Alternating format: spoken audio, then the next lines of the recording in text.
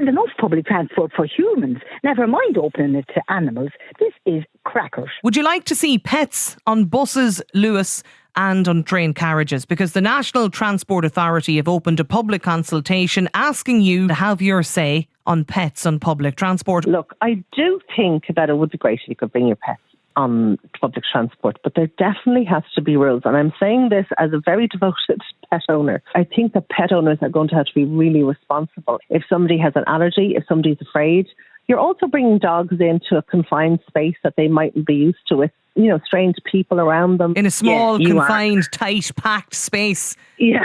And there'll be some crack when there's 3 and 4 dogs in this carriage or on the bus. Well, that's it. And you'll have 90% of owners who'll be amazing, and then you'll have the ones who'll spoil it for everybody. I think it's nuts. Did you ever try to get a Luas into town in the morning? You can't get in yourself. Never mind trying to get in with your Alsatian or your Labrador. If one dog meets another dog, it's going to have a great interest in it.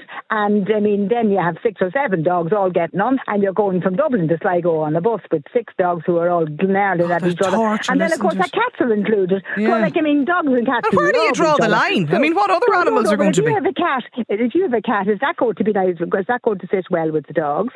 And then finally, dogs like to cock their legs and mark their territory. Who's going to stop them doing that? Well, this is the case. I know.